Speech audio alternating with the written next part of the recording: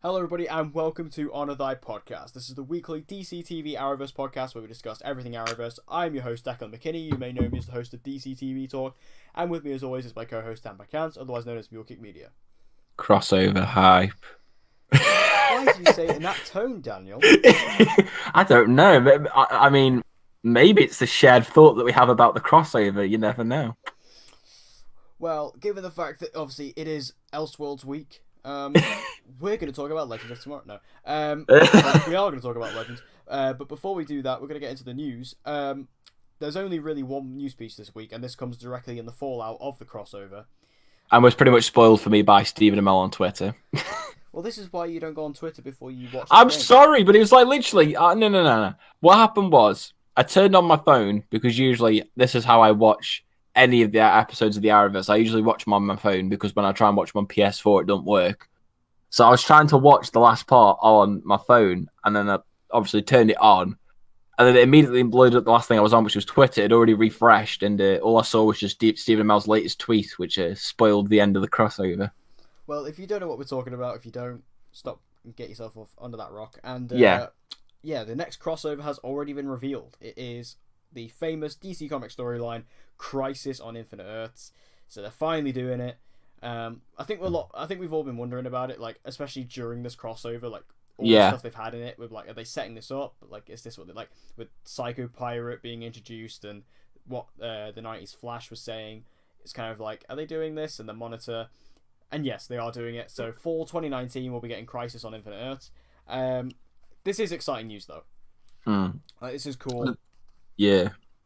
I'm definitely interested because obviously this is going to be like a huge storyline, and this could because obviously in the comics, Crisis molds all the Earths together. So this means that they're probably going to bring Supergirl onto Earth 1. They could potentially... This is potentially how they bring Black Lightning into the Arrowverse. Oh. Potentially. Which I would be a lot more excited about that, but Black Lightning Season 2 has been kind of crap. You never know, this could be the kick up the backside Black Lightning needs. Yeah. I mean, Season 1 was fantastic, but Season 2 has been really boring, I'm sorry. I know a lot of people enjoy it, but I've seen a lot of people on my side of things as well. But yeah, Crisis on Infinite Earths, it's definitely exciting. I want to see what they do with it, how they're going to do it, because obviously it is going to have to be smaller scale than obviously the comics version, but it's still going to be really awesome. The thing that I find weird is the fact that they said it was in fall 2019, and obviously fall technically isn't in December. Yeah. Which has led a few people to think that maybe this will run across like multiple episodes of each respective shows. I've heard that theory go around, which would be pretty cool. The only thing would be that it would probably be expensive as hell to make. Yeah, and like crossovers take a lot of time to do. And I think maybe what they might do is they might kick off next year's season with the crossover. That might be what they do. Could be. I mean, it'd be an awesome way to like get it back in for the new seasons. But I mean, it is the thing is that because that'd be the perfect time to do it if they are going to mold all the Earths. Before they start the new season, just do that and then Supergirl Earth 1 sorted. Yeah, I think because the thing is like this is being announced like way earlier than any of the crossovers. Yeah. Like usually, the earliest I can remember like a crossover already like being announced for what it was. I'm pretty sure the earliest I think was either. It must have either been, I think, Elseworlds, obviously the one we just had now, or Crisis. Because when was Crisis announced? Wasn't it like... I have a feeling it just before the end of the shows, wasn't it? Yeah. Because I don't know why, but I get a feeling that it was like March time, which I might be completely wrong on, but I have a feeling they announced it then. But like it was September they announced Crisis, because I remember they released the poster. Like the comic book poster that when me and you freaked out. Oh, was it? Prometheus. Oh, was it? Oh, I must be thinking of Elseworlds then. I must be thinking of Elseworlds. Elseworlds was quite early. Was October. No, I meant as in where they already started teasing elements for it. Like, for example, how this year you had, Stephen Amell had the little panel thing where he announced that the next crossover would have Gotham in it and Batwoman, that kind of thing. Oh yeah, I mean all that stuff was really early. Yeah, that kind of stuff. But obviously the now first thing they announced was Batwoman, and that was in like the summer. Yeah, so it's already so early in advance that I could probably see them maybe pushing up when the crossovers are actually going to be to much earlier on, or maybe the fact that they're already planning it out so early in advance is because they want to have it over multiple episodes. Over multiple of each respective shows, So I really don't know, but I'm just really intrigued that they've announced it this early. Yeah. Like, but yeah, I mean given how clearly they had a plan. Like clearly they've been doing this. You know, they've been planning this. Yeah, which is all good. And I'm definitely interested for what they'll do because I have read Crisis on Infinite Earths. It's probably one of my favorite DC comics just because the stuff that happens in it completely changes the entire comic series. I mean, obviously, I'm not going to spoil it, but there's some big characters who die, and if they were to stick to like the comics for the shows, which I doubt they will, the characters who end up dying will have like massive consequences. But like I said, I don't think it will completely translate all the deaths. I reckon there will probably be some changes, but I'm definitely looking forward to it. It's definitely got me really excited for the crossover next year. Yeah, it's really cool, and obviously they've moved it up in terms of the actual date as well, because obviously it's meant to be 2024.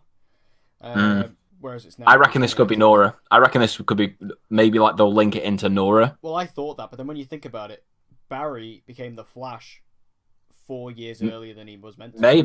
Maybe, yeah. And this is 4 years earlier than it should be. So I think that's what it is. I think it's because logically that would make sense.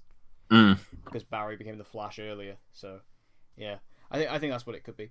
But yeah, very, very excited about Crisis. I think this is going to be really awesome. This could be like the biggest. This is going to be the biggest thing the Arrowverse has ever done. Yeah, the biggest thing definitely. Yeah, and bigger than Crisis. This is actually going to have stakes, unlike another crossover we're about to talk about. But this is actually going to have like, because that's one thing I really liked about Crisis on Earth X. There was like, it felt really serious. It felt dark. It felt like there was actually things that could happen. And we lost Martin Stein. So I feel like this could do that, and we could even lose like a major hero. There are people saying that Oliver might die in this one, which I think is kind of a stretch, but yeah, I don't think so. Especially if it is going to be, whether it kicks off the crossover or not, it's gonna, or whether it kicks off the season or not, it's before Arrow season 8 ends anyway, so they're not going to do that.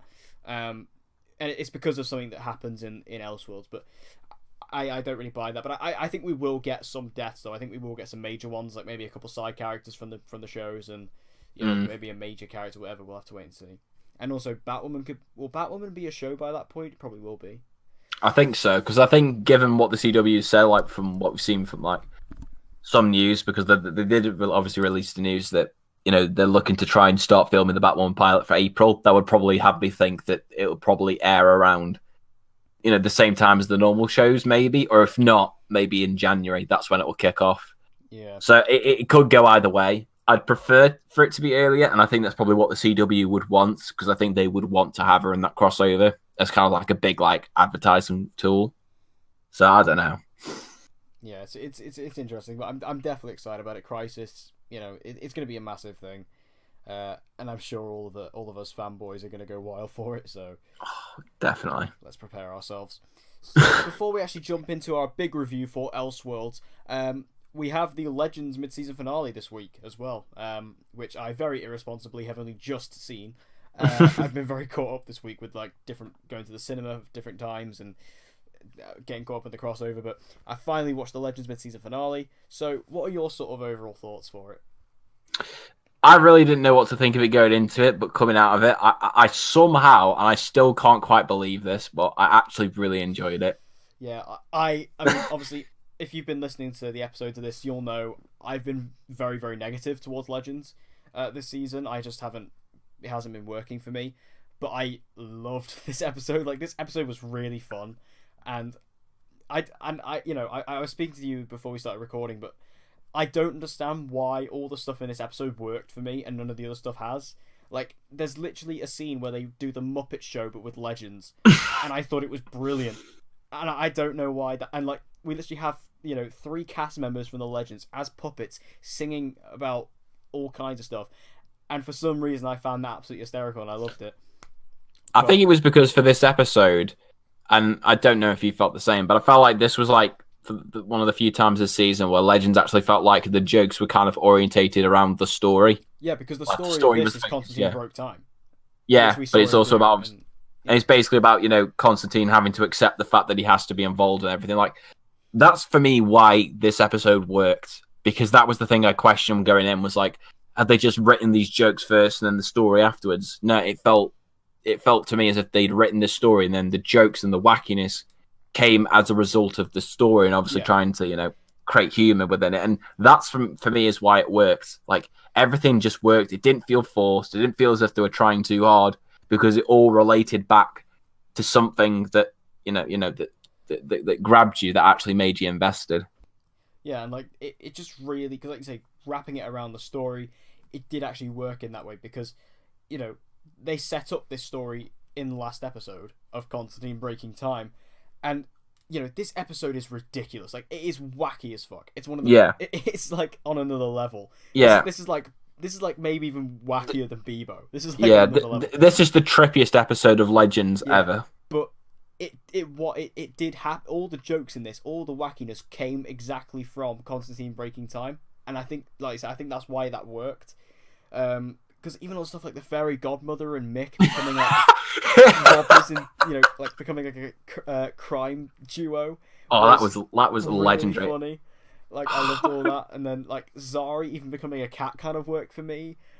Even Charlie I liked in this episode, and I haven't liked Charlie. I haven't liked her at all, and I liked her in this episode. And then you had like Nate and Ray and Mick being like a version of like the A-Team. Like I can't remember what they were called now. It's too confusing. Commander of something, but yeah, like they were like a commander squadron who were going around just killing like fugitives, and then they did like Sarah, Ava, and Gideon as like basically a version of the Birds of Prey.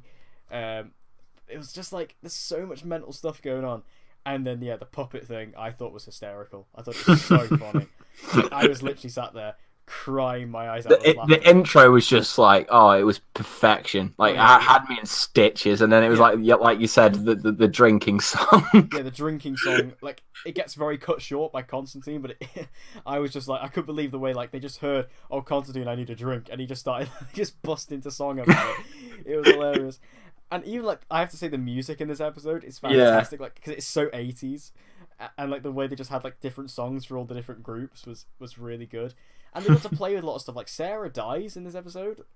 And, like, this... I'm pretty sure everybody died at least once in this episode. Yeah, like, everyone dies at one point because they can't get the timeline right. And Charlie has to keep checking like this memorial thing to see who's dead. And I like the fact when she walks in and Gary's dead and she's like, "Oh, that's all right," but then she's like, "Oh, for God's sake, fine." And then like Gary gets some stuff to do in this episode. Like Gary was quite good in this one. Like, Charlie gets to pose as Gary, which was funny. And also I have to say I think this episode was really quite violent. Like Sarah full on snaps Charlie's neck. She like full on Man of Steel's him.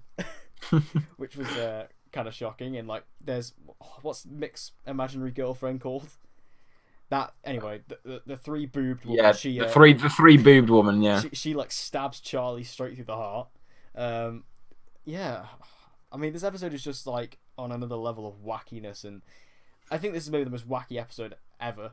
Yeah, even more than the first episode of the season, which had a bloody unicorn. Like you see this, and it's just. It's just madness. It was something else, and again, just the way it was actually able to connect to the story, connect to Constantine's story, actually made it all come together and work really well. And again, I think Constantine was great in this episode. Have you seen the theory going around that a lot of people are now shipping Charlie and Zari? Because in this, like at the very end, like Charlie's, like Kazari says, "Oh yeah, Amaya was hot," or whatever, and then Charlie's like, "Oh, so you think I'm hot?" I don't know. I don't know, to be honest. How very CW of them. This is not out of like the CW's realm because like any kind of like LGBTQ relationship they will immediately push for. But I didn't really take much from that. In the case of Zari, LGBT Muslim. Oh damn. That's equality for you. God damn it. And I know that sounds horrible, but it is just the CW all over. Because I don't see this relationship coming out of anyone. No, I didn't really take much like notice of it or a real like intent from it. I just kind of saw it as a bit of a joke. Like I don't think anything will actually come of it. Yeah, and like, because like Sarah and Ava, that relationship works really well, and it came out of a good place. Whereas this, I just don't see it at all. But anyway, no. I don't even care about that. This episode was great, and I'm just so happy like that I really enjoyed an episode of Legends. Yeah, and I'm happy that they just ended it on a high note because obviously, in case nobody knows, Legends is not coming back until I think April or May. Yeah, April. So like we got 4 months of no Legends, so I'm happy that at least they ended it with a really good and positive episode, because I've seen very few people like complain about it like this episode, which is good because then now obviously we got something positive to look back on. Yeah. For the next 4 months. Yeah, because I'm probably gonna go back and rewatch this episode. I thought it was really fun. I'm probably gonna say this right now. No spoilers for my review of the crossover until we get into it, but I probably enjoyed this episode far more than the crossover as a collective whole. Yeah, I wouldn't say that's far off. Just because it was just like really inventive, and they had so many opportunities to do. Because this was kind of like, I've seen a lot of people compare it to Flashpoint. Yeah. Which, this was done better than Flashpoint. I'm just saying. Oh, definitely. There's no question. Flashpoint was complete fuck up. Yeah, this is way better than Flashpoint. So if you wanted to see a good version of Flashpoint, then watch this. Watch this. Yeah. Better. If you wanted Flashpoint, but on weed, this is your answer to it. This is it. And you don't have to deal with the rival in this either, so you pretty much win in all ways. Now, we're going to move over and just go straight into the crossover. Now, obviously, we know we didn't spend as much time on Legends, but, to be fair, it is just like a menagerie of just, like, mental stuff. So just go see it and just go watch it. But it was great, and it was a great ending to the mid-season.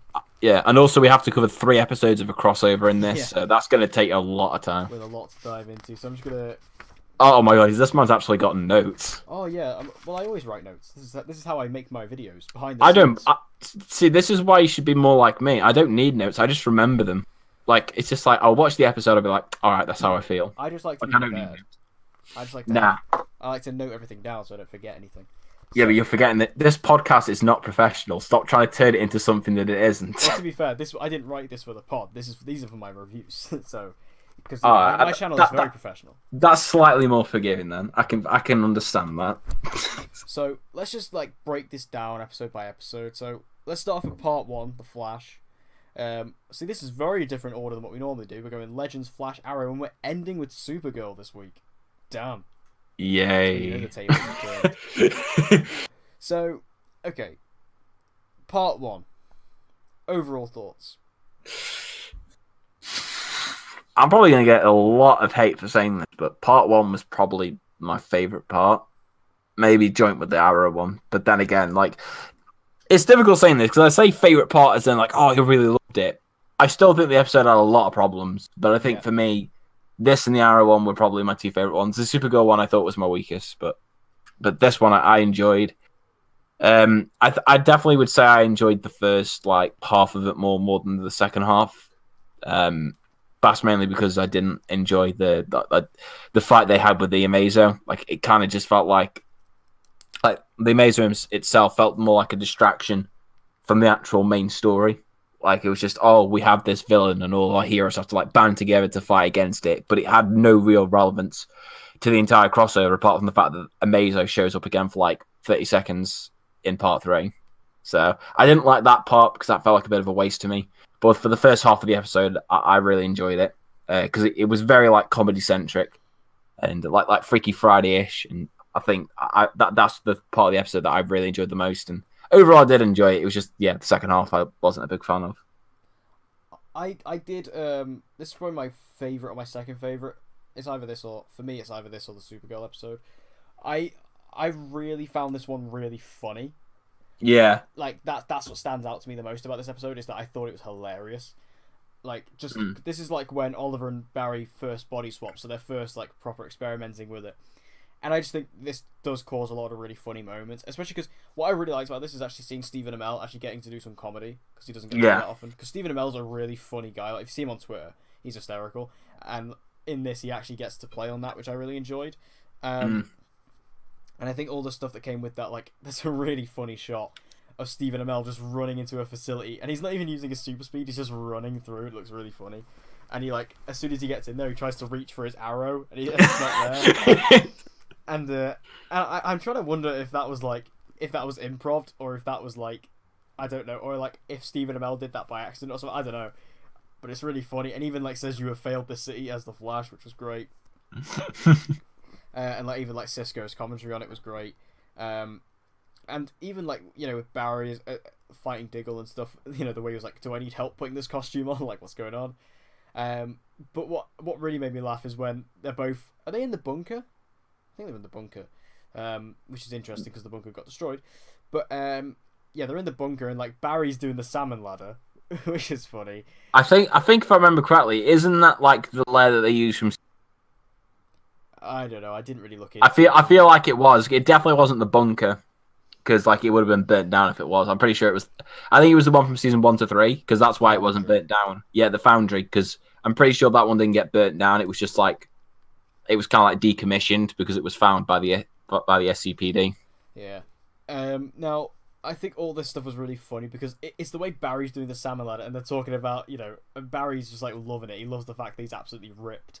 And he's just like, oh yeah, because that's what's interesting as well is that Barry has all like the scars and stuff that Oliver has on his body, and Oliver's just like, oh yeah, I'll find it a lot cooler when I wake up in my own bed tomorrow. And then Barry's just like, you woke up in bed with Iris, and he's like, we have to fix this now, which that was really good.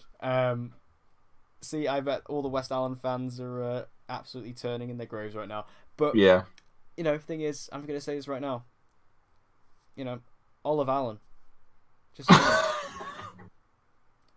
To be honest with you, it works really well from a comedy perspective. Like the opening scene, we already obviously saw it because it was part of like the promotional scenes that they put beforehand. But I mean, I'm not gonna lie, it worked then because it was funny. Yeah. I definitely would not mind shipping them. I think it worked really well for them, especially because I think Iris because if Candice Patton is put with the right person comedically, she can work really well, and I think pairing her with Stephen Amell, who again is really funny and actually got to show that in this crossover, I think they were a really good pair together, and I enjoyed their scenes. Because I think Candice Patton can be quite funny again if she's paired with the right person, and I think here it worked well, and I think all that stuff works really well. Just seeing them as a couple was interesting. And because there is like some really weirdly photoshopped stuff, you know, like we saw that photo of, you know, you get that photo of Iris that's Oliver and Iris. It's really, I can't go tell. I mean, it's not a massive like detail, but it's just like it's really badly photoshopped. But it is quite funny because I'm gonna guess it was done. I'm gonna guess with the vibe of the episode that was done on purpose. Yeah, I think it's supposed to be because it's supposed to come across that eerie and weird, and I think that's very like uncanny valley sort of thing, which was interesting. Now the whole body swap thing that was like the big selling point of this whole crossover. I have to say, and I said this to you, did a poor job explaining it. Yeah, a really poor job. Like they really overconvoluted it. They did this whole thing where it's like, oh well, Barry and Oliver are the only people who know, and you know, but like so like they know that they're each other, but then everyone else sees them as the opposite person, so they can't, you know, try and convince them. And also Team Flash, I don't buy their reaction at all. Like they find out that like Oliver and Barry, like they're trying to say that they've swapped, so then they beat them up and put them in the pipeline. Like, Makes no sense. Makes no sense. They've seen weirder stuff. Yeah, I mean, what about what's his name? The Hannibal guy, that guy who could shapeshift. They had him in season 1. They've had like wacky people. Yeah, Pizza Face. Like they've seen weirder stuff. And even if they haven't seen weirder stuff, even if this was the weirdest thing they've seen yet, why would they punch them and put? It's still Barry and Oliver. Yeah. And the weird thing is that this was like this was a Flash episode, so maybe if this was a Supergirl one, I could maybe turn around and be like, well, it's not the same writers, but this is a Flash episode. This is written by people who write for them. So how do they not like think of this? Like it just came across to me as very forced, as if like they needed to like put the characters in a situation where like it's kind of like everybody's like against them. Like, it kind of felt like they really wanted that scenario. So it was just like, oh, let's just have them not trust them, even though it doesn't make sense.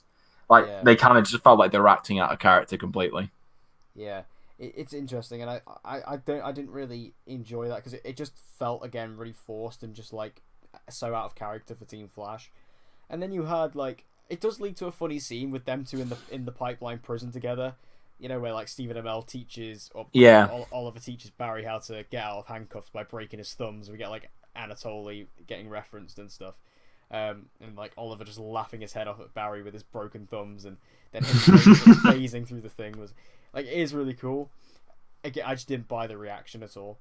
Now this is when our two heroes actually do escape, and Iris comes in, and Iris does actually begin to buy that, you know, that they are the opposite person. She gives them the breaching thing so they can go to Earth 38 because the multiverse isn't affected.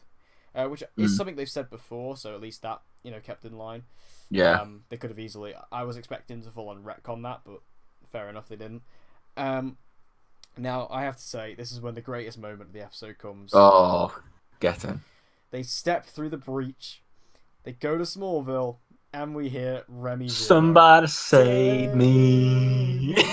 Oh my god, the goosebumps. Oh. I've never even seen Smallville, but I love that song. And just hearing it in this episode, I Yeah. was like, oh damn. As someone who's watched all 10 seasons of Smallville, that just like that gave me the ultimate goosebumps. Like, it was beautiful. The only thing that could have topped it is if like Tom Welling or Justin Hartley just magically showed up on screen. But I'll take what I can get. Like, it was just an awesome moment. Yeah, like I was really expecting like either Tom Welling or maybe Justin Hartley or something to make a cameo.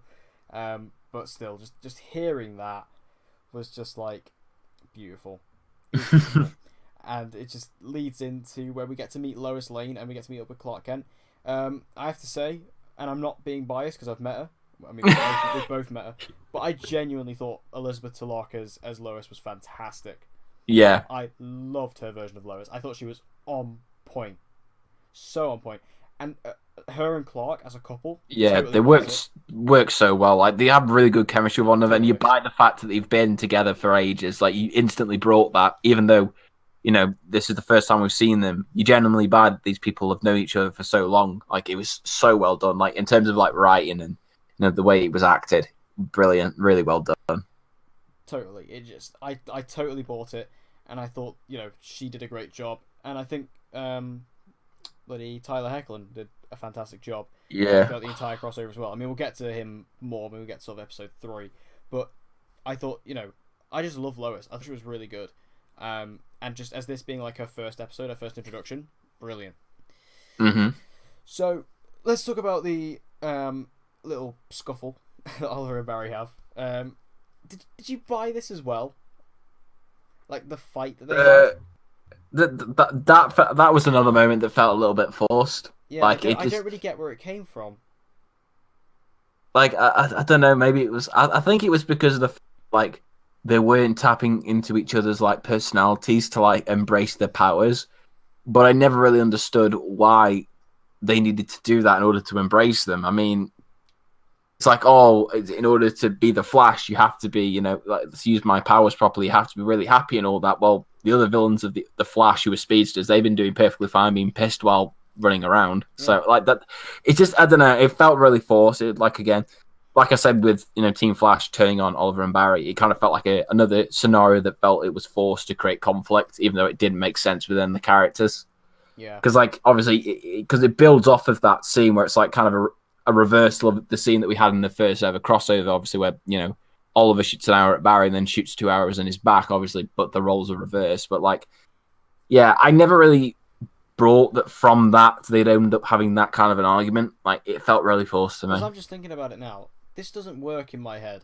Because Oliver says, like, Oliver as Barry, right? he says to Barry as Oliver, your team betrayed you, you needed them, and they weren't there.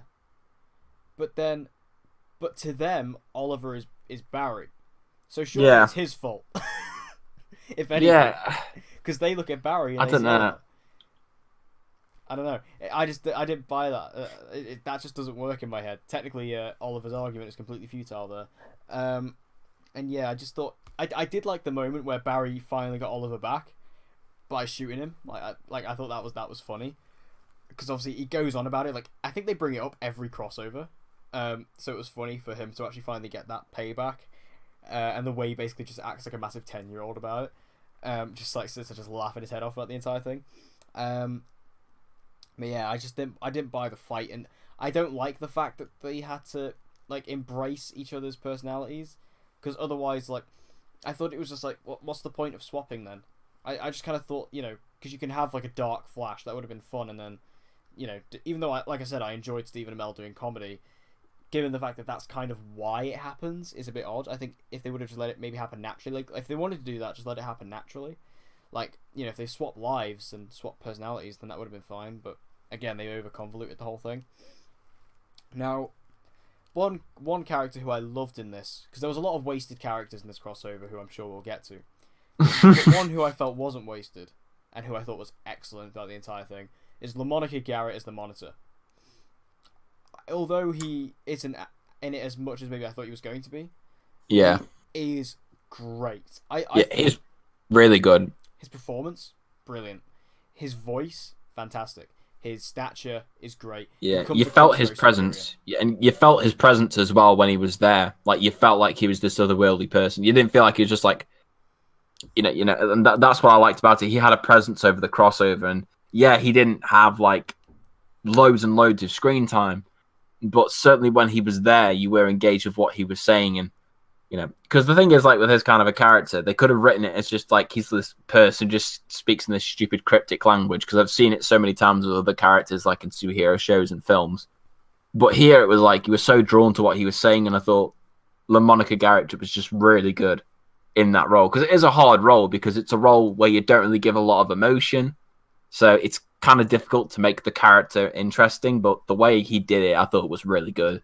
Like, really, really good. You definitely got kind of like this bit of a creepy vibe from him, even though he's not technically the main antagonist. Yeah. I think it worked really well for him, and I just think, his presence throughout the entire crossover was always, very well felt. And I enjoyed all that. And I just think that his, I mean, I said this before, though, my only sort of negative with it is that I still, to this day, I don't understand what his motivation was for giving John Deegan the Book of Destiny. Yeah. He never explains why he chose him specifically. And it would be fine if they said, oh, well, on every single Earth he's been to, he gave John Deegan the Book of Destiny. But they never say that. Like, that's because if they'd said, oh, you in all the other Earths, I've given your incarnation this book, and you've always succeeded in like eliminating all the other people on that Earth, who have a chance, then maybe that would make sense. But there's no even line of dialogue or hint that like potentially hints at that at all. So it just felt strange. Shows up and says, yeah, John Deegan, I feel like have this. I think he just said, John Deegan, you have a vision. It's just it's like he has a vision. Wow, like how does that mean he can have the Book of Souls? It doesn't make sense. Yeah, I never really bought the motivation. But speaking of John Deegan, also our mate Jeremy Davis, who we also met. You mean Mr. Lonely at Wells Comic Con? Yeah. God damn. I thought he was good. Not as used again as much as I thought he was going to be, given the fact he is kind of the main villain. Yeah. I was a bit disappointed just because, like with you, I thought he was very good, but like you say, considering he's the main villain of the crossover, I think he literally only had about 10 or maybe 15 minutes of screen time across all three parts, which I just don't think was enough. I think they should have done far more with him, because Jamie Davis was, like I said, he was really good in this. I really loved him as Dr. Deegan, but I just felt like they didn't do anywhere near enough with him. Like the episode where he got the most to do was in the Hour episode, because of the fact that it went to where he works at Arkham Asylum.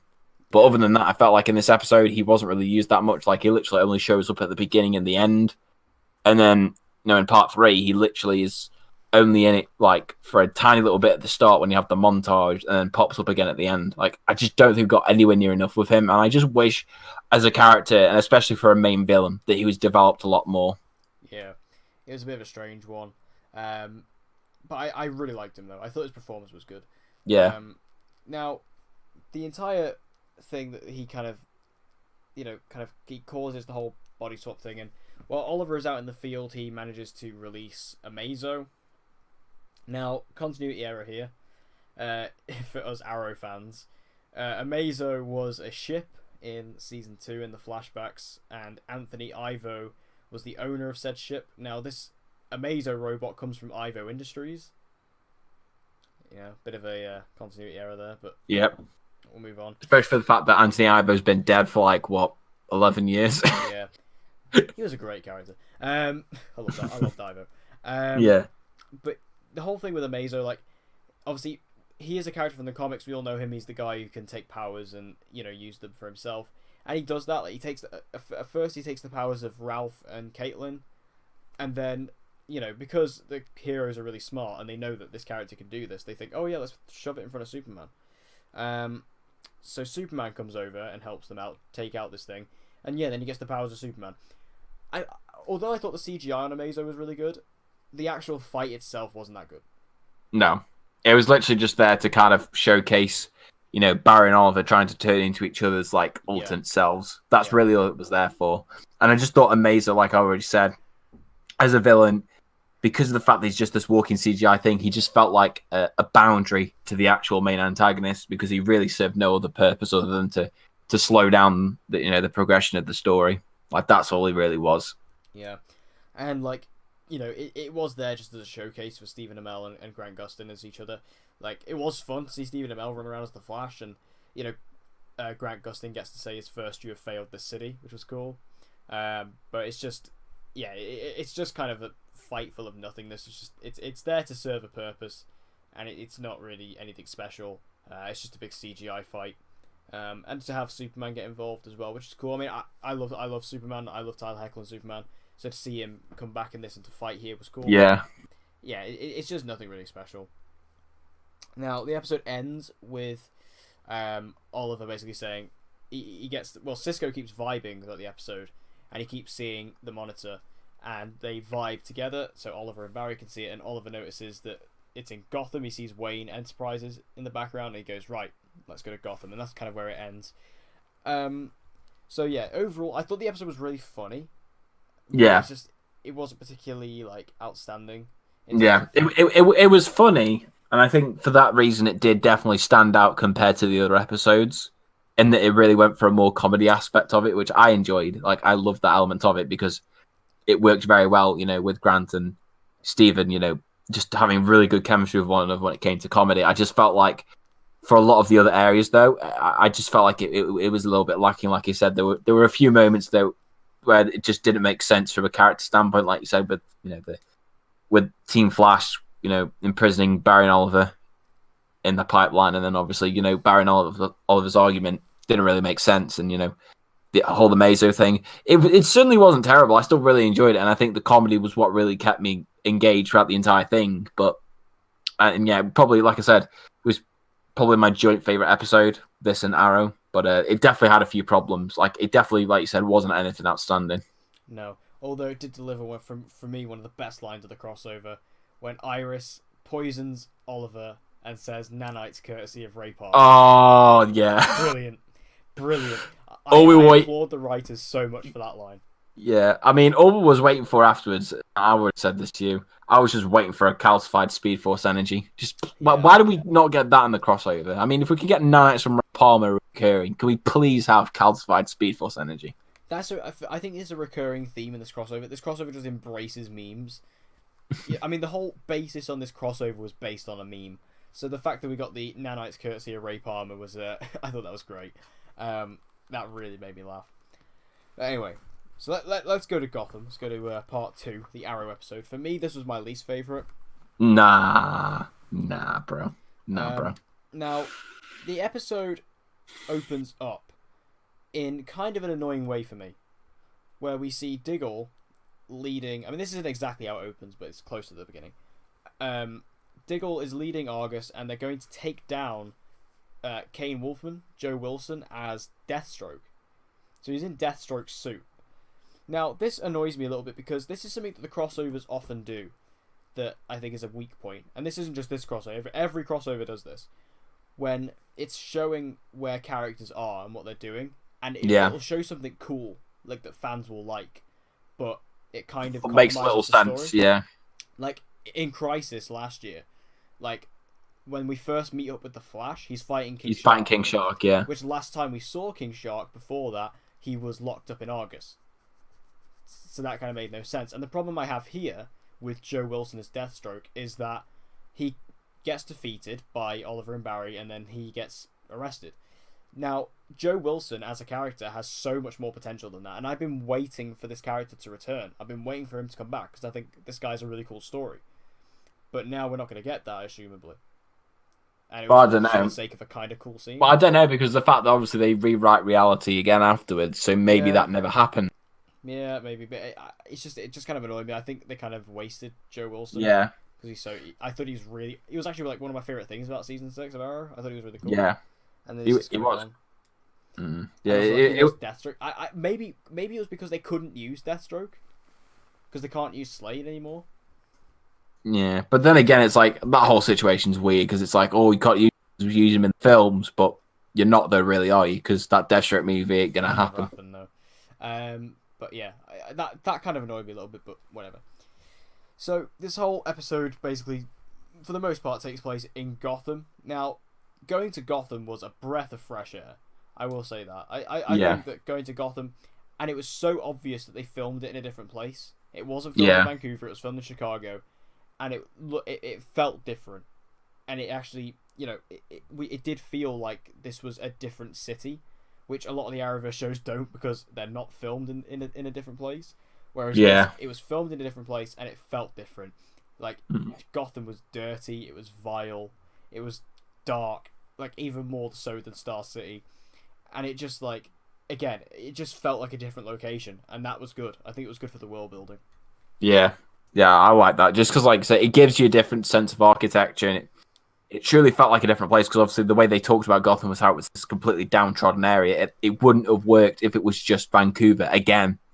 So I like the fact they actually bothered to actually go ahead and film this completely outside of Vancouver. Because obviously they shot this in Chicago, which, fun fact, is where they actually shot the Batman Begins and The Dark Knight. Most of those two were shot in Chicago. So it was nice just to have that kind of linking element between them. And yeah, it was just nice for a change of scenery because it really, really helps kind of show like the massive skylines that, Gotham has just from the comics and, from TV and film. But then it also felt very dingy as well. So I liked how, because of them moving away, they could capture that really well. And it looked really nice. It was just nice to have a change of scenery. Yeah, because I'm not going to lie, I think Arrow is getting away with it a lot of the time when it keeps showing Star Labs in different shots. But yeah, going to Gotham, I loved it. Now, obviously, when we're in Gotham, we come across the devil of the crossover known as Ruby Rose. I mean, I don't even want to go into it because, like, we've spoke about it so much on this show, but, like, Ruby Rose, obviously, we don't like her. No. I mean, she might be a nice person in real life. Okay, yeah, fine. As a person, I don't know her personally, so I can't say that. As an actress, I don't like her. I think she's a bad actress, and I was never a fan of this casting. And we were really hoping for her to impress us. We were really hoping for her to prove us wrong because we really wanted it to be good. She's going to be leading her own series after this. We needed something good. But she was bland. She was dull. She just played the same character that she's played in pretty much everything that I've seen her in. Like, it's just, she has, she literally has two faces, the entire crossover, which is either a frowning face or a slight smirk. Those are the only two facial expressions. Her voice was so bland and monotone when she was speaking as well. And like her American accent was going in and out as well. It was almost like what, Katie McGrath has on Supergirl. I mean, granted, it's not as bad, but I could still tell when it was going in and out. And it just, there was nothing about her character that I found like really interesting because, like, obviously they're trying to build up, this kind of like interest for the characters so that they can make this spin-off. But we really didn't get to see that much of her in this episode, really, to be honest. Like, she wasn't a main focus of it, which I thought was quite strange. And they're expecting fans just based off of that to be like clamoring for this crossover, like a spin-off show. And I just didn't feel it because, like, the best thing you could compare this to, and I've said this numerous times, is when Grant Gustin obviously had his 2 episodes on Arrow season 2. As Barry Allen to set up maybe having a potential Flash spin-off show. And the reason that worked was because he was a big focus of the episode and they covered so many points of his character, but not too much so that audiences would be invested enough in him to want a spin-off show. We didn't get any of that. Like, you compare what they did with Barry Allen in just even one of the 2 episodes of the 2 episodes of Arrow season 2 he was in and compare it to what they did with Ruby Rose as Batwoman here. Like, you can't compare them. They did literally nothing with it. And if I'm watching this as a neutral, someone who's not the biggest fan of comic books or anything like that, I'd be watching this and thinking, I really couldn't give a shit if she gets a spin-off show because there's really nothing that they laid a foundation for, really, that leaves me that interested in it. Like, apart from all the patients breaking out of Arkham Asylum, and maybe that's what's going to be the story arc for season 1, is like retrieving all of them, putting them back in Arkham Asylum.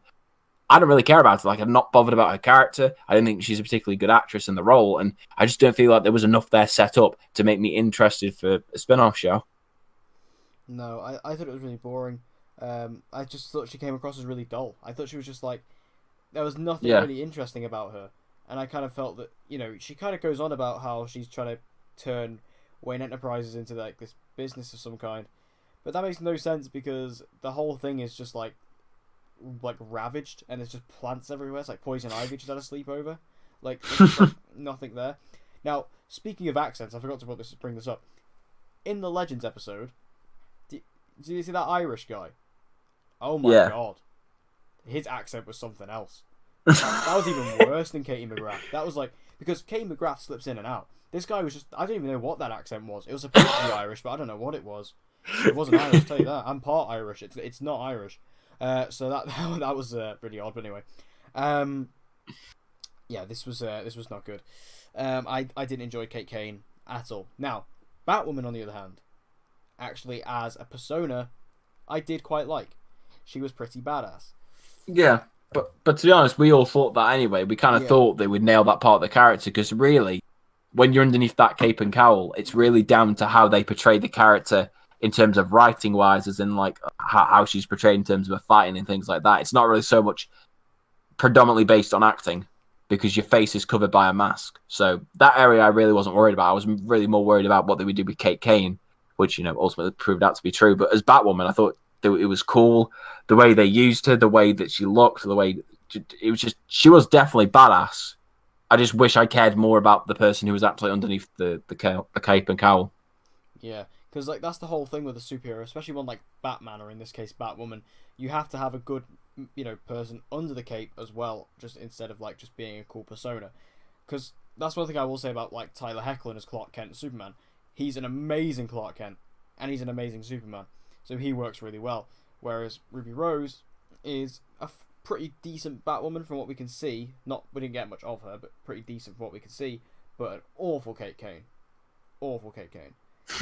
And I just didn't like it at all. Yeah, definitely. Didn't like it at all. Now, going to Arkham, we did actually get to go to Arkham. I really liked Arkham. I thought that was really cool. I liked the way that they portrayed Arkham. It was really dingy. It was really dark. It was, you know, very torch lit kind of thing, which I did quite like. I have to say, I have to give a big shout out to Diggle in this episode. Oh, that fight scene with him was awesome. Really cool. Obviously, also James Bamford did direct this episode. And that was the only scene for me that actually felt like a James Bamford scene. Yeah, the rest of it kind of felt like it was directed by any random director, to be honest. That actually felt like a James Bamford scene. And that was really cool. Like Diggle's fight, like he was taking on all those guys at once. That was awesome. Yeah. Man suddenly became John Wick for a few moments. John Diggle, hashtag John Wick. I mean, it's interesting because like Diggle doesn't normally get a massive part in these crossovers. Like last year, he was only in the last scene. But in this, he actually gets a decent role, which I liked. Because he even has like a role to play in part 3 a little bit as well. But he was really awesome in this, and getting to have that fight was awesome. But I'll get back to Diggle in a little bit. Now, there is a couple of things with this Arkham thing that I take umbrage with. For one, you know, we kind of mentioned this earlier, but when we're talking about Crisis, but Psycho Pirate is completely wasted in this. Oh yeah, it's like all of a sudden see this prisoner just put the mask on. It's just like if you didn't know the comics, you would have no clue. Yeah, like you'd have no clue about what even that was. You'd just be like, oh, it's just a prisoner with a mask. Yeah, and then it's like that's the thing. Like they made this such a big press release about Psycho Pirate and the fact he was in this, yet he barely has an impact on it. It's literally just a piece of foreshadowing for the next crossover. And if that's the case, I would have rather that they just kept it a secret, because making such a big deal about a character who has like ultimately like a minute and a half of screen time, it's honestly pathetic. It's so bad. And then another wasted character in this was Nora Freeze, played by Cassandra Gina Mel. Again, they should have kept this a secret. I think they should have kept it a secret. I don't get this character, because this is obviously Mr. Freeze's wife, right? So she's running around Arkham. First of all, why is she in Arkham? Second of all, she picks up Mr. Freeze's gun. So clearly Mr. Freeze is around, but then the only reason Mr. Freeze becomes Mr. Freeze is because Nora Freeze is frozen. Yeah, and she's not frozen. She's running around with his gun. So unless they're trying to make her, because the only thing I can think, which this would be a cool little thing if they do this, but obviously again, kind of like the monitor motivation thing. There's no dialogue to actually confirm this. unless they're trying to do this where she's Mrs. Freeze and she's actually going to be a villain in the Batwoman show, I could see them doing that because, again, if they're doing Batwoman, they could do Mrs. Freeze, if they wanted to twist it that way. But again, there's no actual line of dialogue to suggest that. And Cassandra Gina Mel, who, I mean, she did a decent job, but I can't really say much about her because she's barely in it.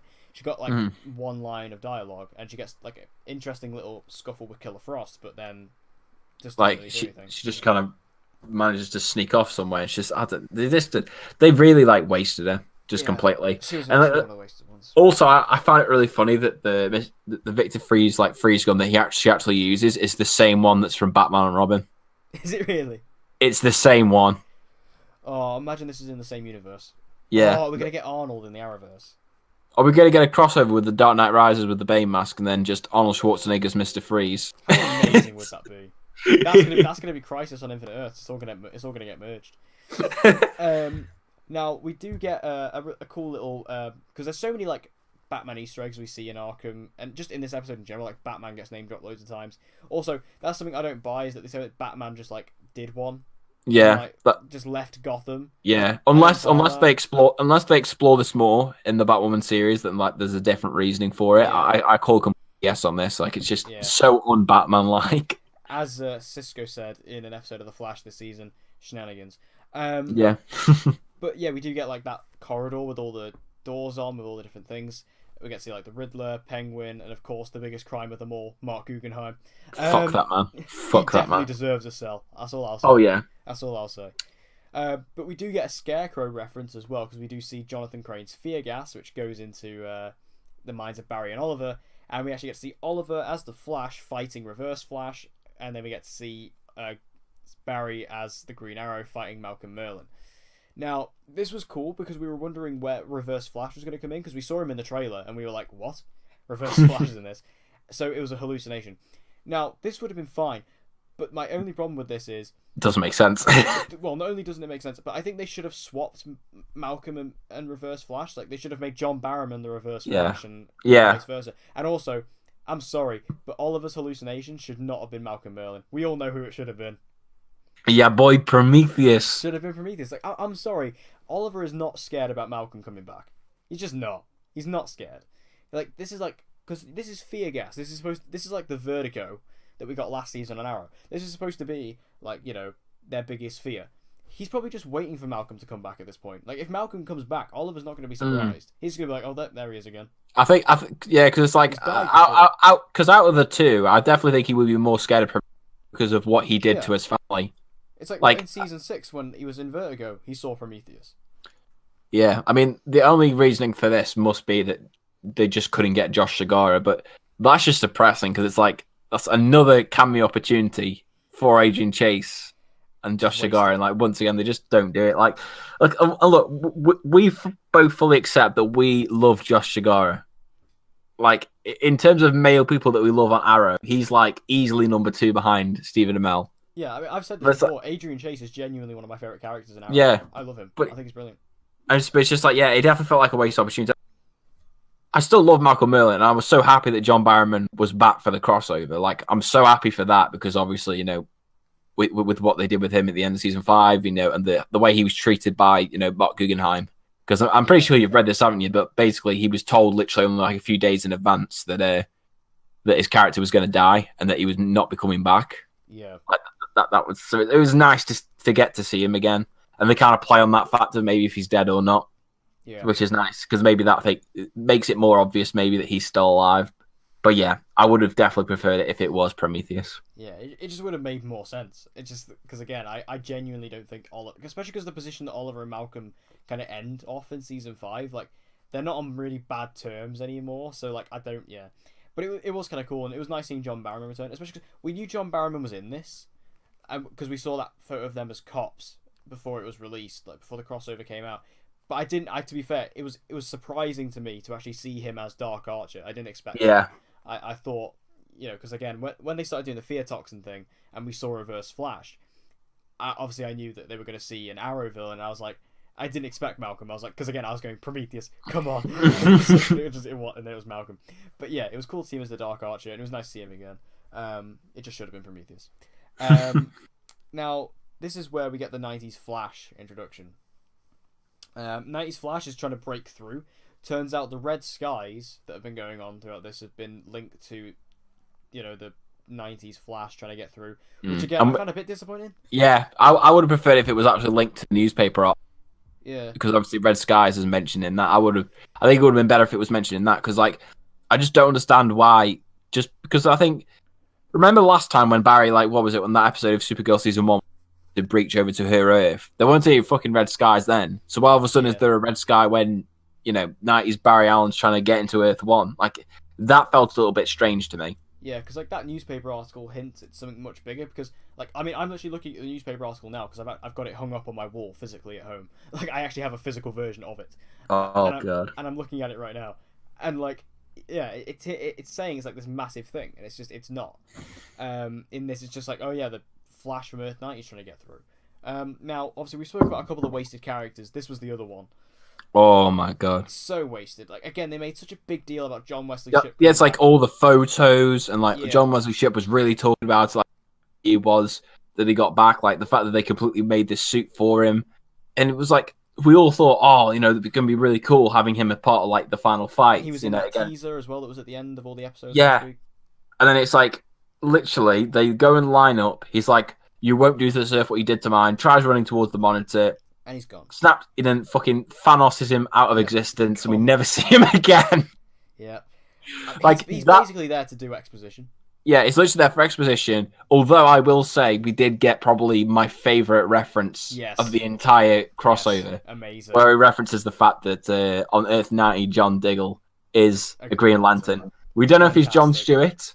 We don't know if he's John Stewart or not, but oh my God. Because the thing is, obviously, you didn't watch Arrow when it first, premiered in 2012. I have, and I could still remember to this day, all the way back in season 1, when people were online posting theories that John Diggle was actually an incarnation of John Stewart and that he'd become a Green Lantern. Because obviously this was before we knew, of all the restrictions for the DC characters. But I still remember that to this day. So the fact that he referenced that, I honestly lost my mind during that bit. Because I was just when he said it, I was like, oh, that's amazing.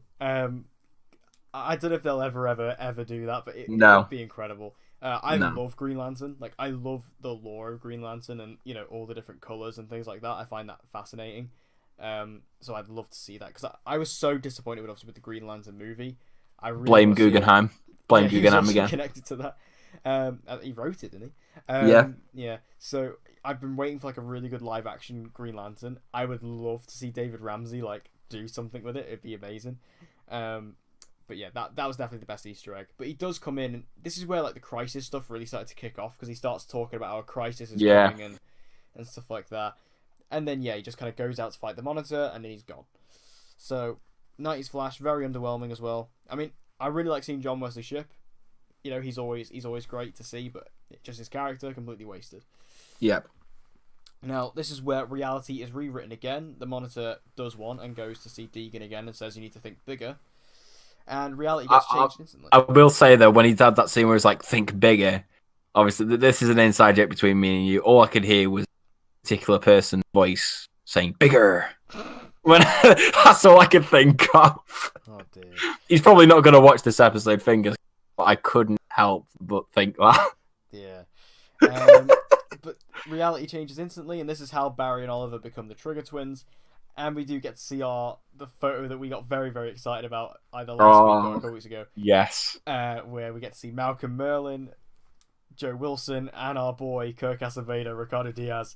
They even played the dragon theme when he was going to arrest him. Oh my God. Oh, this was great. I mean, to be honest, I would say this was wasted as well, but I mean, I never expected it to be a big thing. But I could have done with so much more of this.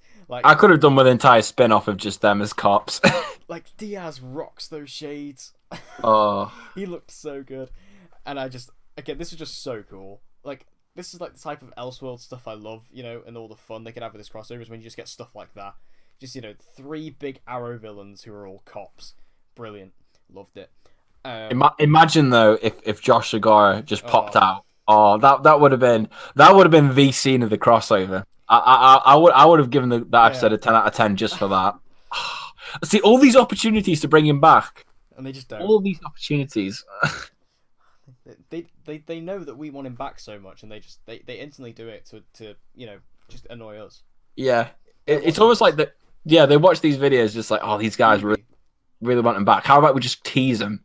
And then it's just like, but I if all the Arrow execs are watching this, because clearly Googie is, because he wants to ruin our lives. But if because that's kind of what he does. But if Beth Schwartz is listening to this, I'm sure she'll do it. I'm sure she'll make it happen, because she's Beth Schwartz and that's what she does. She is the best. Yes.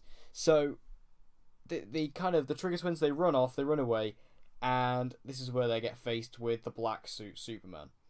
So this brings us into episode 3. But before we get into that, so what do you think about episode 2 overall? I still stand by my opinion that it's my joint favourite, but it's for different reasons. I liked the first episode because of its comedy. I liked this one more because I loved the Batman references. I know obviously you weren't as keen on them.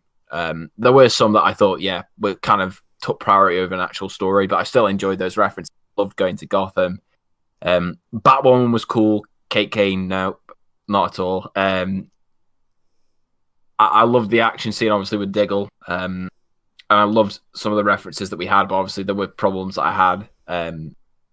Like you say, 90s Flash was wasted. The whole fight with the fear toxin kind of didn't make sense in terms of like how the respective people, like who they were hallucinating, were dressed. Like I say, Kate Kane I didn't really like at all. But yeah, I still enjoyed it. But like I said, there were still problems, a lot of problems that I had with it that stopped me from saying like it was a great episode. Because that's the thing with this crossover. I don't think there was an episode from I could honestly say was great, because there were so many problems in each episode. Yeah, I thought it was like, for me, this was my least favorite. It was my weakest, but nah, it was just kind of like not great. It was okay. What do you mean not great? It was okay. Nah. The Diggle fight scene, the Batwoman stuff, visiting Gotham, all the Batman references, the fight scene in the fear toxin. Granted, like I said, didn't make sense with like the way that the respective hallucinations were dressed, but nah, you can't say this was a bad episode. It was alright. It was okay. Whatever. But anyway, going into part 3, the Supergirl episode, which for me may have been my favourite. No, my least favourite. So we do have the Trigger Twins. I have to say, all the stuff with the Trigger Twins I did really enjoy, even though they didn't spend that much time with the Trigger Twins. I really liked, I have to mention, I think Cisco, Carlos Valdez, his version. Gangster Cisco was there. Great. He was fantastic. Like, we've seen a lot of different versions of Cisco throughout the years on The Flash. Like, even Barry references that. Like, he's seen a lot of different versions of Cisco. But this may be one of my favorites. Like, he was just really funny. Yeah, he was just really funny. He was like, and I just love the fact that like just his attitude for the entire thing was so cool. Just because it's so different to any of the other versions of Cisco that we've ever seen. Yeah. Like even different from the Flashpoint Cisco. Yeah. Like, oh, it's so funny. It was pretty sweet, and I like seeing all that, and the way he's just kind of dead sarcastic. And our boy Mekar Brooks got about as much screen time as he normally gets. He kind of that was upsetting. He probably got the same amount of screen time as Gary did in that entire thing. Oh yeah, Gary's in this episode.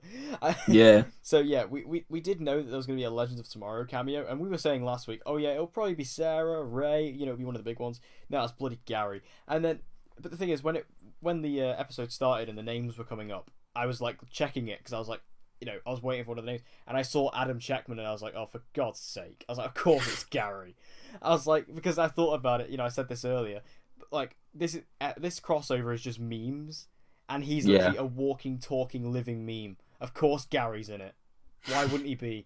It's just like he's the most obvious choice. Why didn't I think of this? And he's not any different at all. He's literally just Gary. And like even the Legends Twitter account is like, Gary will always be Gary in every reality. But I will admit, I did quite like Gary in this. Yeah, I liked it. It was funny because, like I said, with this episode that we had of Legends, he wasn't overbearing. Like he was literally just in that one little scene, and that was it. Yeah, like. Especially because Gary has never actually interacted with any of the other characters in the Arrowverse, like who aren't on Legends. So it was fun to see, because even though Gary was around in the time of Crisis last year, like he obviously wasn't in it. So that was really fun. I think Gary was in it at that point. Might be wrong. I can't remember if he came in after that or not. But anyway, yeah, I did actually enjoy Adam Checkman as Gary. I do love Adam Checkman. I think he's hilarious, and I think his Instagram's great. I just think like Gary this season's been a bit dodgy, but yeah, it was cool to see him here. And then one thing I found a bit odd in this is that kind of everything goes back to normal, and you know the characters are kind of back to normal, but you have Kara who's stuck in a cell in Star Labs, and she then gets interrogated by Alex. This didn't work for me, because the first thing is because it's like, how did he manage to get Alex? Because I'm sure, does Alex exist on Earth 1? This is Earth 1 Alex. That's what this is. Yeah. This is Earth 1 Alex. But it just this does confirm that there is an Alex on Earth 1, but we know there isn't a Kara on Earth 1 because they even mention this, like a pod never landed on this version, which again kind of doesn't make sense, but you know, conveniences. So they have Earth 1 Alex talking to Kara, and again, I just didn't buy this because I was kind of like, because it was too convenient. Yeah, it was too convenient, and it's just Because if there isn't a Kara on Earth 1, then what's the point of having Earth 1 Alex there? What's the point of having Alex at all? And she doesn't really serve any purpose in the episode anyway. So no, because literally, as soon as she frees Kara, you see her again. Yeah, she kind of comes out, and then eventually, after some convincing that you know they're kind of related, she frees her and you know helps her get Barry and everything. Yeah, so I just didn't buy this. Like, I don't see the point. It wasn't necessary to have Alex there, especially because of what they did with the fact it was Earth 1 Alex. So yeah, it was just weird.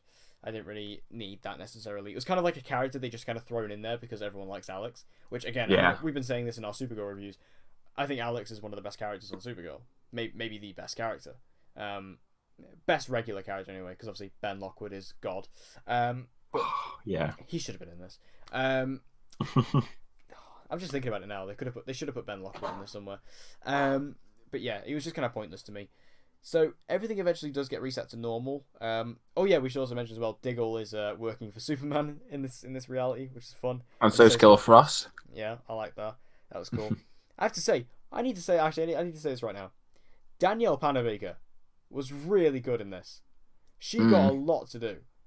Well, when I say a lot, I mean a lot more than normal. Like, still not like one of the main characters, but you know, she had a lot. Well, she was one of the few who like wasn't one of the main three that was in like every episode. Yeah, like she was great. And I have to say, because this is one thing I forgot to mention now, thinking about it for the part 2. But there's some Olicity drama going on. Oh, don't remind me of this. This is like the weakest part of the Arrow episode for me. I forgot to mention this. So after the body swap, like they don't tell Felicity that they body swapped, so they have to try and like act like each other for a bit. And then Felicity obviously finds out, and then there's a line she says which is like basically straight out of season 4 Felicity. Yeah. Oh my god. This is just another one of Oliver's excuses. But the reason why I bring this up is because Danielle Panabaker actually, it's Caitlin who goes in to speak to her about it, and she's like, "Oh well, to be fair, when they came to us, we didn't believe them. We knocked them out and put them in the pipeline. So you know, you did all right there." So yeah, it was good, and I think Danielle Panabaker was really good in this crossover. Yeah. Because you know she's been doing really well in the Flash this season as well with story and stuff. So to see her get some stuff here, and obviously that was just kind of something they kind of needed in the Arrow episode to address, like from season 7. Because now Oliver and Felicity are kind of on good terms again. No. Ish. I was kind of really hoping for a divorce, but whatever. So yeah. Looks like she's not really such Beth Schwartz after all. She's not Beth Schwartz for now. Who wrote this episode? Did she? Not Guggenheim. Yeah. Well, there you go. There's your answer. Of course, there was a Felicity drama in a Mark Guggenheim episode. I bet in episode 10 they just break up again. Please do. So anyway, back to part 3. Everything gets reset to normal. Barry gets his powers back. He becomes the Flash, and same with Oliver. And they go out to fight the Black Suit Superman. Now, one thing that actually really surprised me about all this is that the Black Suit Superman is actually just John Deegan. He rewrote himself as Superman. I didn't actually expect that. So that was actually quite cool. I thought that was interesting. And he's like the protector of Central City now. Which again is kind of weird because it's like, well, where does Metropolis lie in all this? Like, yeah. Because we don't even know where Metropolis is on Earth 1, or like what it is, because or what's happened to it. Like I don't know. It's a bit weird, but that was really cool though, seeing him, and I like the fact that Superman does show up in this, and he's like on this Earth he's known as the Bizarro Superman because obviously they don't know any different. That was kind of interesting. And you do get like a kind of Man of Steel-esque fight between the two, which was alright. Now, the final battle though, I thought was really interesting because they bring in Jean and they bring in Brainiac 5. Do nothing. Do absolutely nothing. I've been saying this for ages. Why don't they bring in Jean in these crossovers?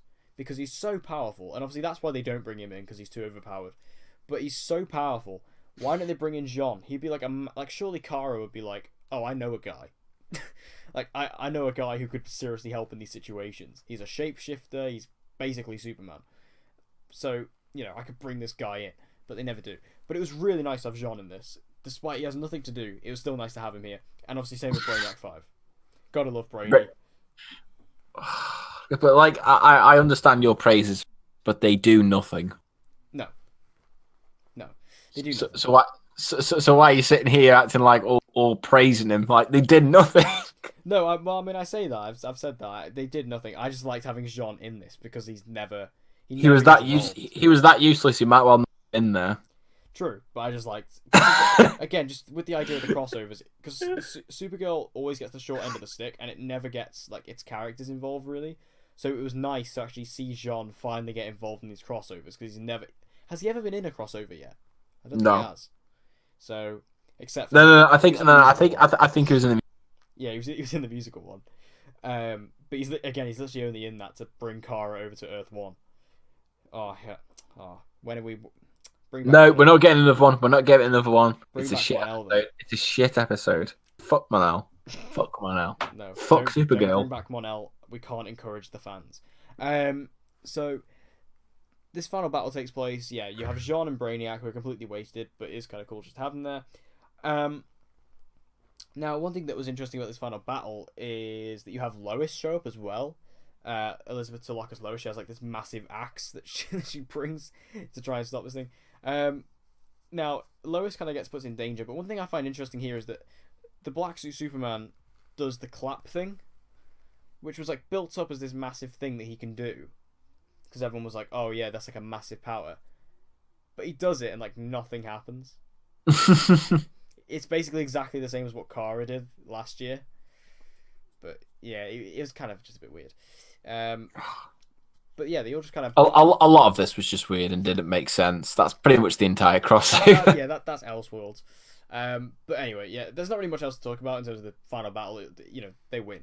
Yeah, they win. Oliver kind of heads up to meet the Monitor because we find out basically I guess there is a bit more to talk about. Yeah, we can talk about that bit. Yeah. Yeah. So so Barry and Kara come up with this plan, which is taken straight out of Superman. I should also mention the weakest element of Superman the movie. The fact that he fucking flies around the world and reverses time. Because it doesn't make any sense.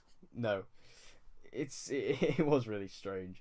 But anyway, yeah, they come up with the idea they can slow down time if they fly around the planet. And then Oliver and Superman realise that, oh yeah, this is their destiny, and when they do this, they're going to die.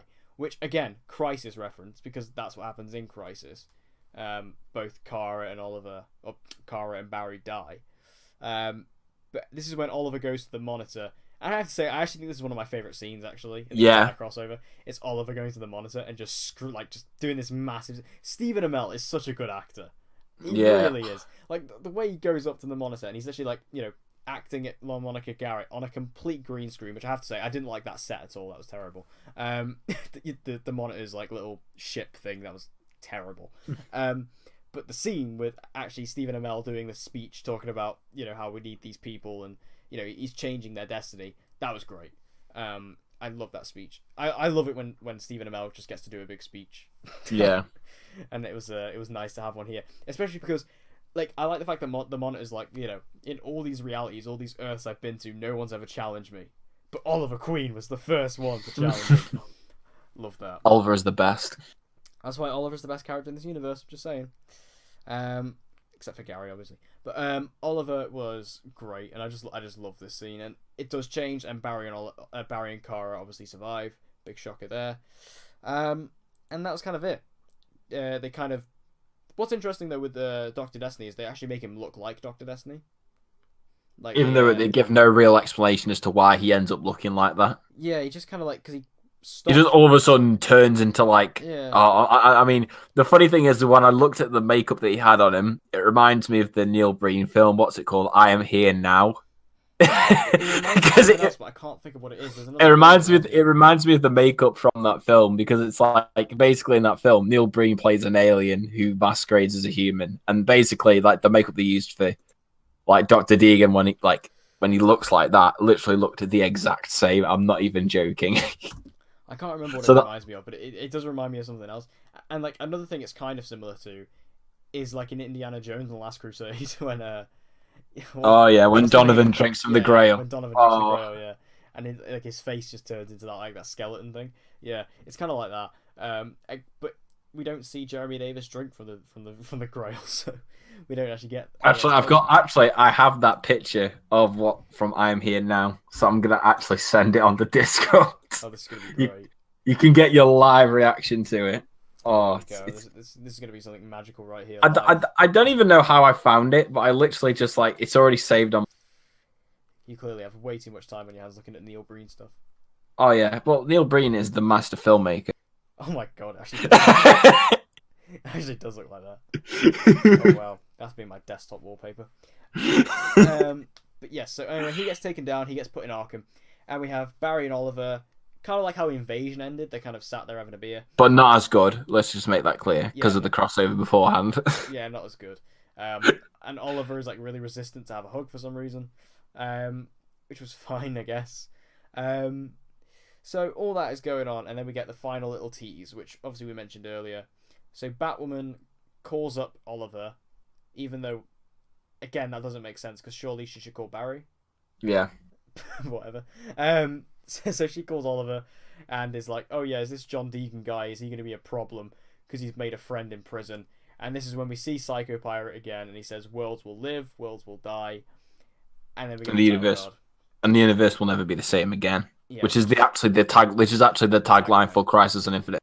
Which is cool. Yeah, it was a cool moment for fans, but again, it's just kind of like, it's clearly like, oh yeah, we're gonna cast Psycho Pirate. It's a huge thing, but they said it was a huge thing for Elseworlds, which it's not. Like, say what you want about this teaser and say what you want about next year, but for this crossover, Psycho Pirate was pointless. Nothing. He did fuck all. Nothing. Nothing. And obviously that's when we get the title reveal for Crisis on Infinite Earths, which I have to say, I mean, when I saw that, I was like, holy shit. I was like, because I was drinking at the time and I literally choked. I was like, okay, now. But, so, because it's weird that they revealed it this early and the fact they've already made the logo, even though it's just the Crisis on Earth X logo redone. But it's still really awesome, the fact they've done it and it's there, and yeah. So that's Hype. it. That's it. That's Elseworlds. The crossover's done. It's crazy how fast this season's gone already.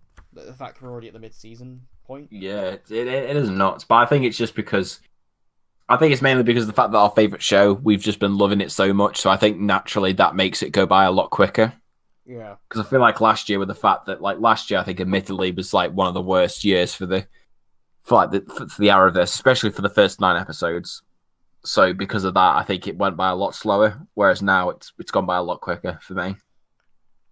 Yeah, it was definitely interesting, and I did enjoy it. I mean, overall thoughts on the crossover. Then, obviously, I'll go first because we've kind of spoke about this, together. But this crossover was quite underwhelming for me. It's just, for me, the biggest problem with it is it completely, kind of like what I've said about Legends this season, where Legends completely prioritizes jokes over story. This prioritized fan service over story. The story of this was incredibly simple. And there's not much in the way of plot. And it's literally, because of all the wasted characters in this, like, all that was fan service. It's like, oh, here's this character. Here's this character. Do they have any bearing on the story? No, who cares? But the fans will love it.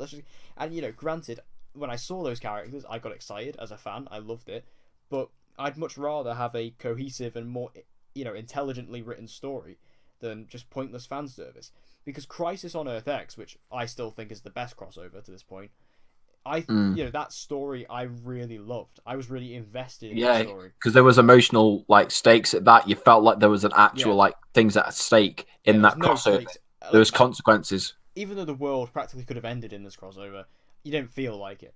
Whereas in Crisis, I was like, something could actually happen here, and something does happen. Like I said earlier, we lose Martin Stein, which I think is one of the most emotional things in the Arrowverse. I cry every time, and I'm not even saying that as a joke. I literally do. Every time I watch it, I cry. But for me, this crossover just came across as a bit, fluffy. Like, it was fun. I enjoyed watching it. I had a good time. It didn't have the impact I thought it was gonna have, and it didn't have the emotional resonance that the other crossovers do. Like, even Invasion, which was really kind of fun, and it still had kind of emotion and stakes to it, and had... especially the Arrow episode. Yeah, obviously the Arrow episode was like something else, but even like outside of that, like they had the conflict between like Diggle and Barry with Flashpoint and stuff like that, and Barry and Cisco, like those actual character moments. There's not really any character moments in this to kind of carry on from the other shows. Like, you get the Oliver and Felicity stuff, but then there's nothing with like Barry and Nora. Like, Nora's not even in this, which was weird. And yeah, I just kind of I don't want to sound super negative on this, but it just kind of came across as a bit weak to me and a bit underwhelming.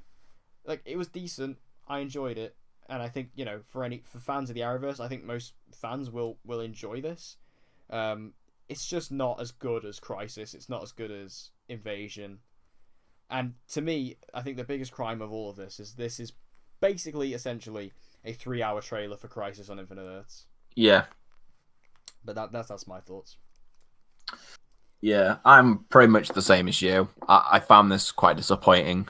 And it's a shame because going into it, the thing is, I always had this feeling at the back of my head, and I think even you can back me up on this. I was always very skeptical going into this. Like, you were very much looking forward to it. I was always like skeptical for the longest part.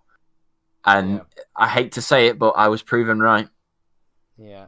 I was proven right. I called this. I called that this would probably be worse than Crisis and Invasion, and it was. Like, I just, like you said, I felt like too many times they've like prioritized fan service over telling a decent story. I didn't really feel as if there was anything at stake. There was no emotional consequences. There was nothing that had me emotionally invested in the story that was happening because it was so simple. But even with that, there was nothing surrounded it that really had me engrossed with what was happening. Because I mean, maybe you could say, "Oh, Crisis on Earth is quite a simple story because it's just two Earths going against each other." The difference was that stuff was on the line.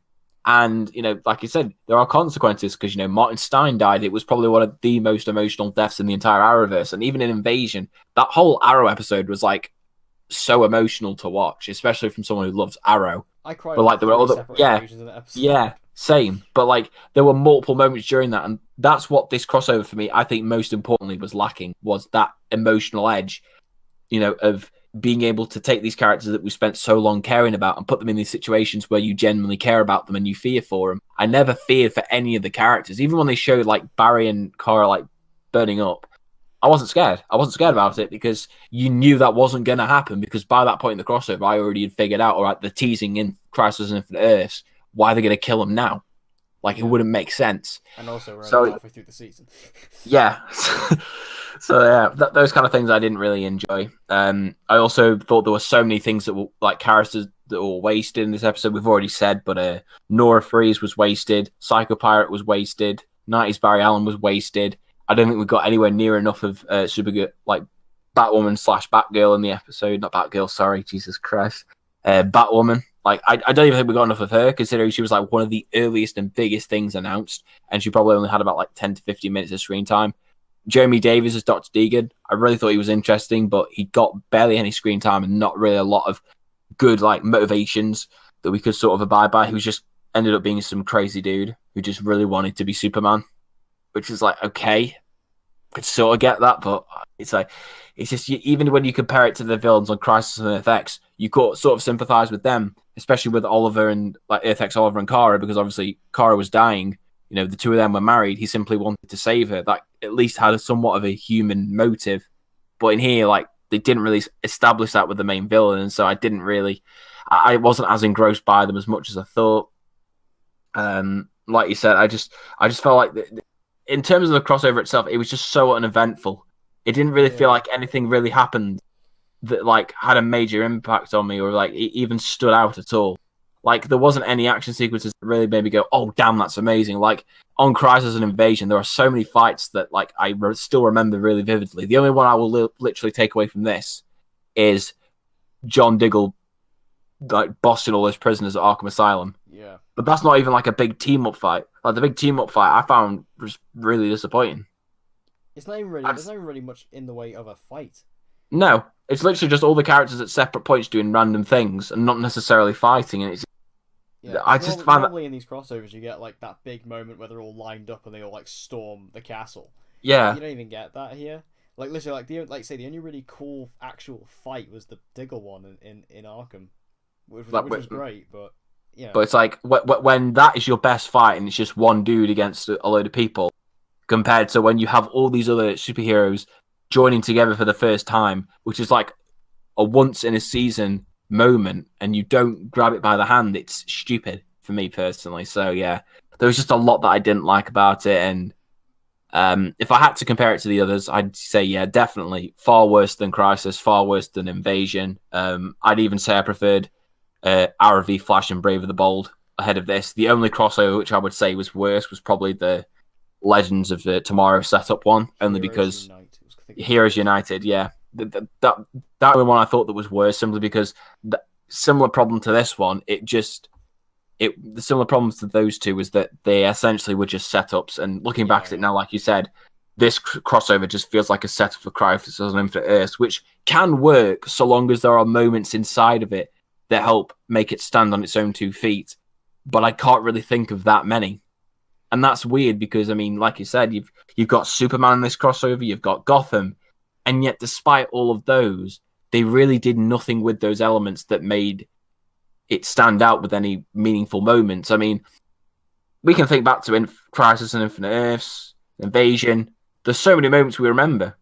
Like, there's so many. I don't really feel like there's anything from this crossover that I think that's, at the end of the day, what it comes down to. That's what a crossover should be. It should be leaving you with these moments that you remember for ages and ages, and they're kind of some of the biggest things that stand with you.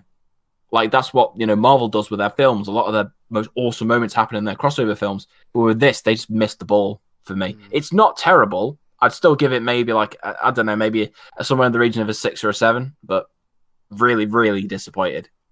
Yeah. And I think, like, we were saying a lot in the run-up that not having the Legends in this was a massive kind of thing. I will say the Legends wouldn't, given how many characters got so little screen time, I'm kind of glad the Legends weren't in it, because they would have just got snubbed. They would have got absolutely like shafted to the side completely. Yeah. Like, they would have been, because like we say, there's not really like a big final fight, so like the Legends wouldn't have been. This was very much focused on Oliver, Barry, and Kara, and then obviously Superman and Batwoman came in. Yeah, the weird thing I will say though is that even with the fact that obviously they completely removed Legends to try space to really hammer home more on the 3 central characters, I really don't feel like they actually did enough with them to warrant sidelining all those characters. I mean, and it's just like there's no real stories that they build up. The only real one that I could think of was that there's a moment in the Flash episode, like in part 1, where Iris goes over to Barry and says, right, like, I want you to be Barry Allen, but don't turn into Oliver Queen or something along those lines. Yeah. And that just kind of felt like it was there for no reason, because for the remainder of the episode, it's never really brought up again. It's never really acted upon or has any kind of resolution. Like, it's like those kind of things. You have the opportunity to do way more of these characters. The only one that I will say honestly that felt like they kind of felt a little bit different by the end was Oliver, because there's obviously the whole theory that he offered his to save Barry and Kara. But like, the thing is, we don't know that. That's not confirmed. But like, apart from him, sort of, I thought Barry really didn't have that much in terms of like a personal story, that like, in that he started and finished the crossover a different person. And I thought Kara did absolutely nothing. I thought Kara was probably the least effective one. She was so wasted in it. To be honest, Supergirl has no relevance in this crossover. I'm sorry. No. She doesn't. She has no point to be in this. The only relevance she had is that she was, that she's related to Superman. Because they did far more Superman in this crossover, which I can understand. Because obviously, it's a guest star. You've got Tyler Hoechlin. You want to use him as much as you can. But with Supergirl, they did nothing. No. At all. I genuinely don't think Supergirl was necessary. No. For this, and that's a real shame. As great as Melissa is, and I've said this before, like, I feel like as Supergirl's gone on, Melissa has got less and less invested in the show and in the role. I think here she did a really good job, like the best job she's done in ages. She actually came across really fun in this. But yeah, I think Supergirl could have been removed from this and it would have been no different. Because in the end, they didn't need Supergirl for this. They needed Superman. So yeah, it's a bit of a weird one. It's a bit disappointing. And yeah, honestly, I can't believe I'm going to say this, but that Legends of Tomorrow mid-season finale as a crossover was better than this. And I can't believe I'm going to say that given, for me, how weak Legends has been this season. So, yeah. But Nanite's courtesy of Rape Armor. And that's all I'll take away from this. Yay. But anyway, that sort of brings us to the close of this episode in our Elseworlds review.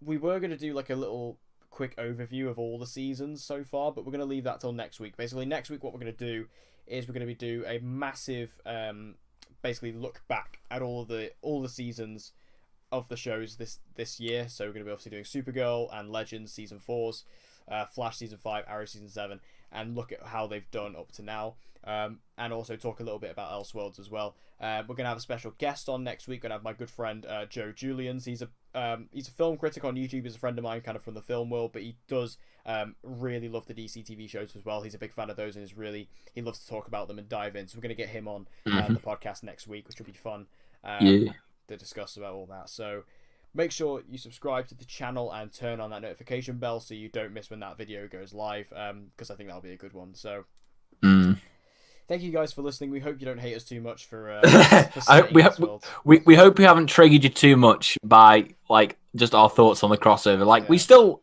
enjoyed bits of it. We just, wasn't as great. I enjoyed watching it, but I'm just like, picking it apart, there was a lot wrong with it. There was a lot wrong with it. I'd certainly rather watch Invasion and Crisis in a heartbeat over this. I rewatched Crisis just before this started, and just because I was getting myself into the mood, I rewatched Crisis on Earth X, and it's so good. Like it is better. Like just because the story actually felt real and I actually felt it's because I was saying before about the character moments and stuff. I know I was just about to wrap up this thing, but now I've thought of this. I was saying earlier about the there's no character moments. Yeah. And I was saying about Invasion. In Crisis, one of the major story points in Crisis is they're dealing with the whole idea, and this is from Legends, where Martin wants to leave, whereas Jax doesn't. Yeah. And Jax wants to remain Firestorm, and they're trying to figure that out during this crossover, and that obviously leads to Martin Stein's death, and Jax has to leave anyway. Like, again, that was like a massive part of the story. Like, we see a lot of that. Even Caitlyn gets involved, and Ray's involved, things like that. So, anyway. Yeah. Thank you guys for listening to this episode of the podcast. If you enjoyed it, make sure you subscribe so you don't miss a video, and make sure you share this around to any other DCTV fans who who you think may enjoy this content. And as always, I've been Declan. I've been Dan. And we hope to see you guys again next week. Please don't hate us. Please don't.